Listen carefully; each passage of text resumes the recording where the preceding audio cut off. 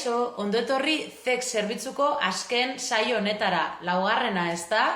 Bueno, gaurko egun honetan, harremanei buruz hitz egingo dugu.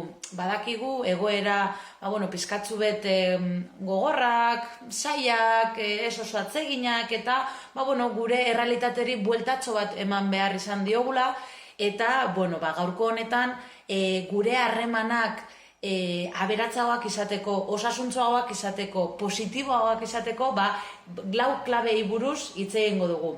Ikasi nahi dituzu? Etorri gure gana. Lehenengoko klabea autozaintzari buruz hitz egingo dugu. Autozaintza berez zer da?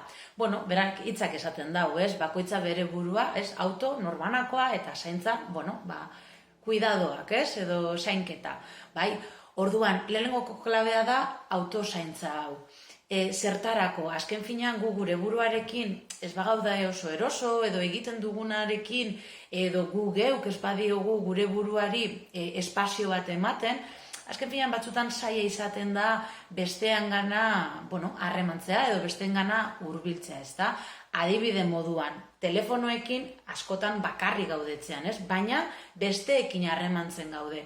Eta igual agian, gertatzen dena da, idazten daukagula edo ditugula lagun ezberdinak edo pertsona ezberdinak, eta igual hori ez da momentua idazteko edo erantzuteko, ez da? Baina askotan presio hori sentitzen dugu. Eta zer egiten dugu? Mobila hartu eta segituan idatzi. Ez daukagu horren behar izanik, guk aukeratu behar dugu benetan, beharrezkoa baldin bada momentu horretan idaztea edo erantzutea. Guk aukeratu behar dugu noiz, non, zelan, norekin, zerekin, eta hori da autozaintza. Momentuak hartzea, norbanakoak aukeratzeko zer behar duen momentu horretan.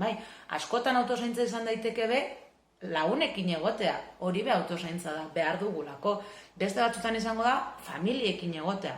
Eta beste askotan, bakarrik egotea, gustoko dituzun gauzak egiten edo hor frikadatxoak eta egiten, Orduan, lehenengoko klabea, autozaintza. Gu geure burua maitatuz eta gu geure burua ezagutuz eta entzun. Lehenengoko saioan esan genuen moduan, ez? Bigarren klabea asertibitatea da, komunikazio asertiboa. Agian, igual ez duzu inoiz entzun, baina segurazki komunikazio agresiboa eta pasiboa esaten baldin badugu, ez da, adibide moduan, eta hauek biak dira askotan edo gehienetan erabiltzen diran, komunikatzeko modu ohikoenak, eta agresiboa izan daiteke, adibidez, egoera baten aurrean ez zait gustatzen gertatzen ari dana, eta oihukatu egiten dut, edo gorputzarekin movimentu agresiboak edo bestearen espazioa inbaditzen duen movimentuak egiten ditut, eta ez? Orduan, azken finean komunikazio agresiboarekin askotan ematen ditugun erantzunak ez dira oso egokiak. Azken finean egoera bat soluzionatu baldin behar badugu, segurazki oihukatzen edo bestearen ganako espazioa ez errespetatzen bez, askotan ez dugu ez erronik lortuko, ez? Eta pasiboarekin, azken finean ez dugu bestearen ikuspuntua edo muziak ulertzen, ez dakigu ezer gertatzen den. Eta agian ineu oso haserreko hor nago, baina egiten dudana da, buelta eman, eta hemen ez da ezer gertatzen. Soluzioa izan daiteke, baina zu konturatu zure motxila handitzen zoazela eta kargatzen zoazela, ezta? Orduan, harreman egokiak, osasuntsuak eta positiboak eukiteko, modu egokiena da komunikazio asertiboa erabiltzea. Hau da, gure erabakiak, emozioak eta eskubideak eta komunikatu aldugu gure askatasun osoz. Orduan, komunikazio asertibo erabiliz, agian ez da soluzionatuko egoera hori, ez? Edo oraindik ez da momentua, baina besteak edo besteek jakingo dute zuzelan sentitzen zaren egoera horren aurrean. Adibide moduan, bikote harremanak. zenbatero ikusi ditugu edo zenbatero, entzuten ditugu, bikoteen artean, liskarrak, ez? Nik joan nahi dut ona, eta nik ez dut, nik egin nahi dut hau, edo horrelakoak, ez? Edo ez deidazu erantzun, eta zergatik, ez?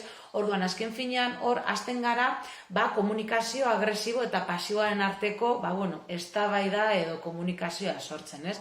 Hirugarren klabe moduan, empatia daukagu.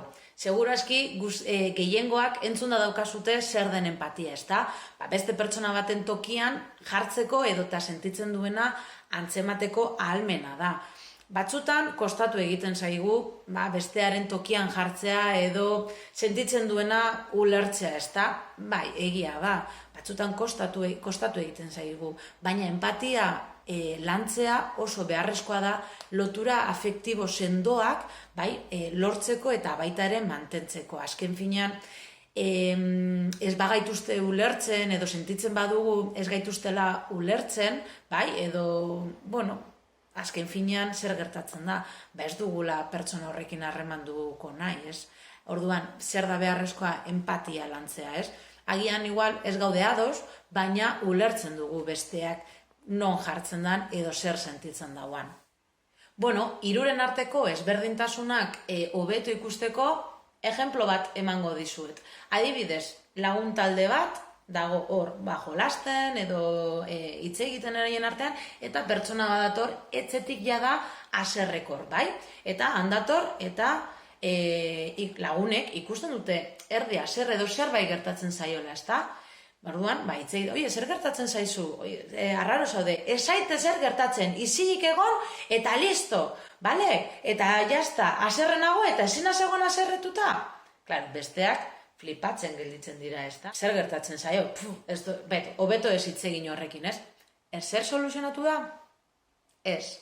Demagun, berriro be, ejemplo berdina, bai? Lagun artean, denok elkarrekin, hitz egiten, eta beste pertsona bat dator, etxetik, haserrekor, eta guztio dakizue, haserre dagoela, edo zerbait gertatzen zaiola. Eta, gauzatzu bat, zer gertatzen zaizu? Ez, lasai, ez. Erraro zauz, ez duz ikusten, hori izango litzateke komunikazio pasiboa. Hau da, ez dugu ezer esan nahi, ez da ezer gertatzen, nahi dugu hor konbertsazioan sartu eta baina hemen ere ez dugu ezer soluzionatu eta seguramente egongo zaran momentu horretan ezara egongo bat ere gustora, bai?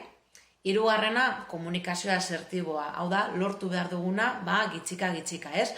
Haserre, norbait haserre datorretzetik, bai? Eta, zer gertatzen zaizu?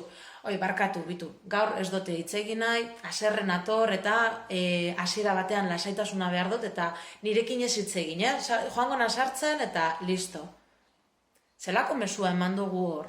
Azken finean, 3 kasuetan ez dugu etzekoa soluzionatu, baina soluzionatu duguna da edo saiatu garizena da harreman hori, lagunen arteko harremana, hobeto eramaten. Lagunek ez dakite zer gertatu den, badakite zerbait gertatzen zaizula, baina, itxarongo dute, zuk espresatu arte, edo zuk konpartitu arte, eta listo, eta horregongo dira zure espazioa ematen, errespetatzen. Baina ez badugu komunikatzen, ezin dute jakin gu geuzelan sentitzen garen. Laugarren klabea eta azken klabea da konpartitzea. Azken finean, elkar konpartitzen badugu, konfidantza sortzen dau. Eta konfidantza sortzen dauan heinean, norbanakoaren gaitasunak azalean jartzen ditu. Hau da, gu geu gehiago erakusten gara. Kontutan izan behar dugu, gizakia soziala dela, besteen beharra daukagula. Eta gu geu bakarrik, ahulagoak izan gaitezkela, edo garizela, ez da? Orduan, konpartitzea eta bata besteari elkar laguntzeak horrek gure harremanak positiboagoak, osasuntzuagoak eta aberasgarriagoak izatera asko lagunduko dau, ez? Orduan, hauek izan dira lau klabeak, hau azkena laburtzua, baina lau klabeak, ez? Empatia landu, elkarlana bultzatu edo konpartitu, hirugarrena asertibitatea, komunikazio asertibo erabiltzea, eta laugarrena besteak be oso importanteak, baina laugarrena autozaintza. Honekin guztionekin bukatzen dugu eta ikusiko dugu laizter, uda zoragarria pasatu, disfrutatu, esploratu, maitatu, harremandu, eta laizter ikusiko dugu, eta zeo zer behar baldin baduzue, badakizue telefono zenbakia daukagu, e-maila daukagu, eta deitu eta idatzi behar duzuenean, bale? Bueno, musu handi bana, besarka da gozo bat, eta laizter ikusiko dugu. Agur!